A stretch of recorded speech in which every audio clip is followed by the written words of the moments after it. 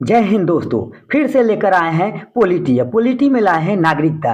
भारतीय संविधान में कौन सा अनुच्छेद नागरिकता से संबंधित है? तो कौन सा अनुच्छेद होगा मेरे दोस्त? तो अनुच्छेद 5 से 11 होगा। ऑप्शन नंबर सी होगा। भारतीय संविधान निम्नलिखित में से कौन सी नागरिकता प्रदान करता है? तो हमारा जो नागरिकता प्रदान करता है एकल नागरिकता देता है मेरे दोस्त। किस अनुच्छेद के तहत संसद को नागरिकता के संबंध में कानून बनाने का अधिकार प्रदान किया गया है? तो कौन सा बताइए? 3 क्या हो जाएगा आपका? अनुच्छेद 11 हो जाएगा। 3 का क्या होगा? अनुच्छेद 11 होगा। 4 भारतीय नागरिकता नहीं प्राप्त की जा सकती है, तो भारतीय बैंक में धन जमा करके आप भारतीय नागरिकता नहीं प्राप्त कर सकते हैं। देशीकरण द्वारा नागरिकता प्राप्ति का एक तरीका क्या है? तो आप क्या कर सकते हैं? विदेशी पुरुष से विवाह करने पर। ठीक है। 6 नंबर देखिए, नागरिकता बनने की निम्नलिखित शर्तों में से एक आवश्यक शर्त क्या है? तो राज्य की सदस्यता, राज्य की सदस्यता ग्रहण कीजिए। 7 नंबर में देखिए आपका क्वेश्चन है कि पाकिस्तान से आकर भारत में नागरिकता प्राप्त करने संबंधी प्रावधान का वर्णन निम्नलिखित में से किस अनुच्छेद में वर्णित है? तो बताइए तो मेरे दोस्त कौन सा होगा? तो अनुच्छेद 6 में होगा। अनुच्छेद 6 में होगा। ठीक है। नेक्स्ट क्वेश्चन देखते हैं मेरे दोस्त। यदि आपको अच्छा लगे, आपका प्रैक्टिस हो रहा होगा, तो लाइक जरूर कीजिएगा और एक दूसरे को शेयर जरूर कीजिएगा। ठीक है।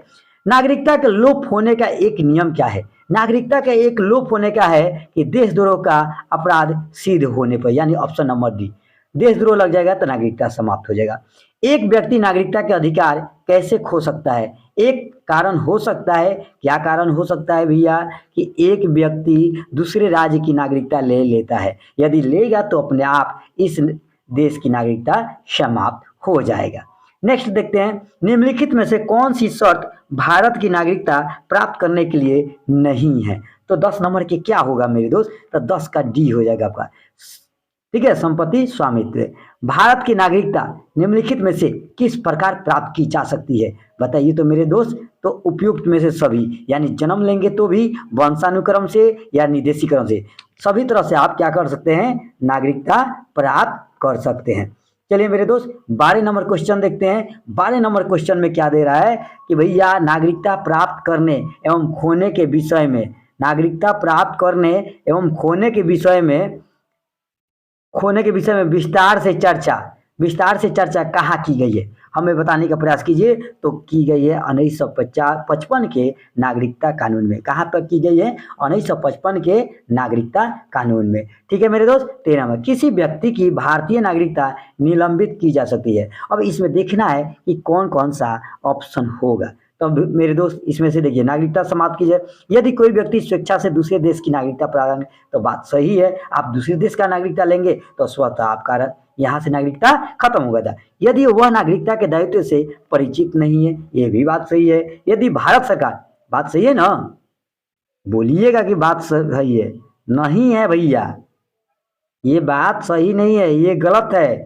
3 नंबर में देखिए, 3 नंबर में क्या कर रहा है भैया?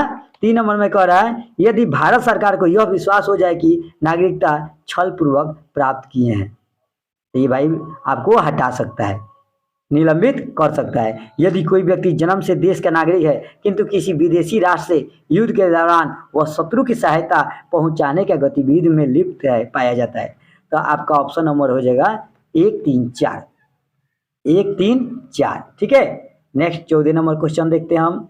नागरिकता भैया, नागरिकता संशोधन अधिनियम 1992 के अनुसार क्या है? बताइएगा तो नागरिकता संशोधन अधिनियम 1992 के अनुसार है, भारत के बाहर पैदा होने वाले बच्चे को यदि उसकी माँ भारतीय है तो उसे भारतीय नागरिकता प्राप्त किया जा सकता है। ठीक है। 14, कितने वर्षों तक लगातार बाहर रहने पर नागरिकता समाप्त की जा सकती है? बताइए कितने वर्ष तक? तो भैया लगातार 7 वर्ष तक रहेंगे ना, तो यहाँ से आपका टिकट कट जाएगा।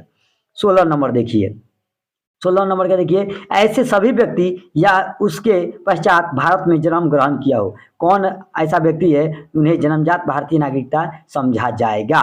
बताइए तो कौन सा हो जाएगा? तो इसका होगा 26 जनवरी 1950 के पहले। 26 जनवरी 1950 के पहले। 17 नंबर क्वेश्चन देखिए। तो मेरे दोस्त 17 नंबर है कि यह निम्न में से किस स्थिति में किसी भारतीय व्यक्ति की भारतीय नागरिकता समाप्त हो सकती है? तो कौन सा, त्यागने पर, बात सही है, त्यागने पर, पर्यावर्षण करने पर, ये भी है, वंचित किए जाने पर, यानी उपयुक्त सभी। 17 के सी हो जाएगा, डी हो जाएगा। ठीक है, नेक्स्ट हम देखते हैं 18 नंबर देखते हैं क्या है।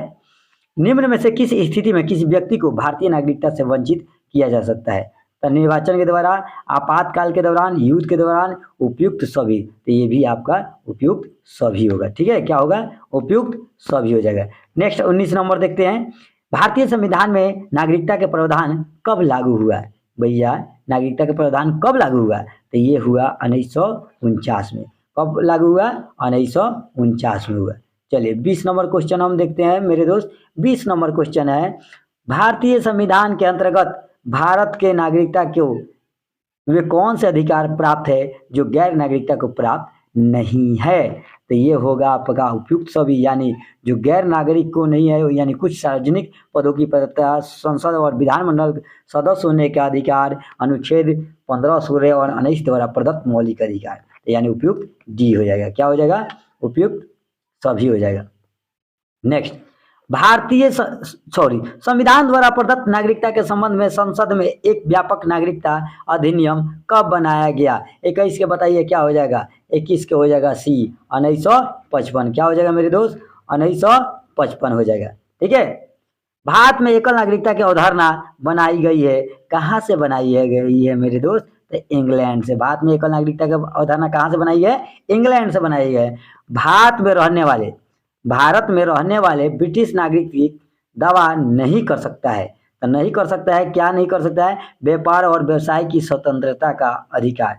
व्यापार और व्यवसाय की स्वतंत्रता का अधिकार होगा। ठीक है, 24 नंबर देखिए, किस देश में दोहरी नागरिकता का सिद्धांत स्वीकार किया गया है? कहाँ पर दोहरी है? यानी संयुक्त राज्य अमेरिका में दोहरी नागरिकता है। ठीक है, 25 नंबर क्वेश्चन हम देखते हैं, नागरिकता निम्नलिखित में से किन विषयों द्वारा प्राप्त की जा सकती है? तो भैया किसके द्वारा प्राप्त की जा सकती है बताइए तो?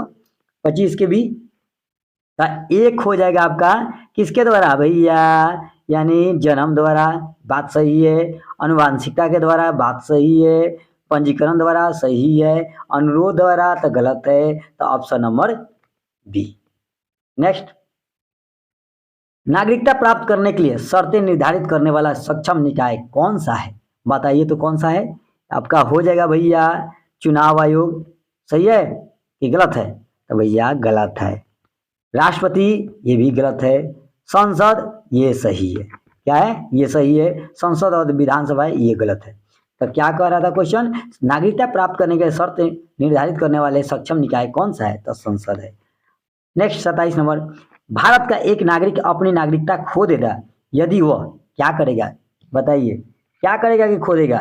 तो भैया कर सकता है आपका भारतीय नागरिकता का परित्याग करता है। बात सही है।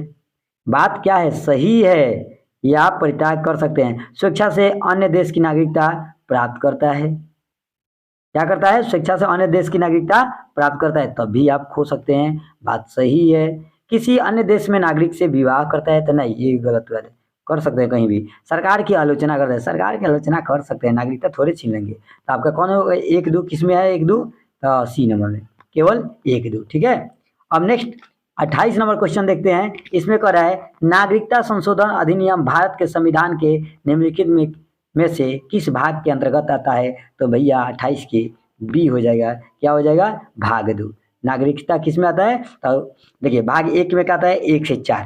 ठीक है, और भाग 2 में क्या आता है? 5 से 11। ठीक है, भाग 2 में क्या आता है? 5 से 11। अब भाग 3 में क्या आता है? मौलिक अधिकार 12 से 35। अब भाग 4 में क्या आता है? 36 से 51। ठीक है मेरे दोस्त, चलिए अच्छा वीडियो लगे तो एक दूसरे को शेयर कीजिए। डेली के डेली आपको क्वेश्चन दिया जाएगा प्रैक्टिस करने के लिए। और 2 बार वीडियो को, एक बार स्लो में देखिए या एक बार दूसरे बार में देखिए तो 1.75 की स्पीड में करके देखिए। आपका 2 मिनट से 3 मिनट में खत्म हो जाएगा। 25 मिनट का वीडियो रहेगा।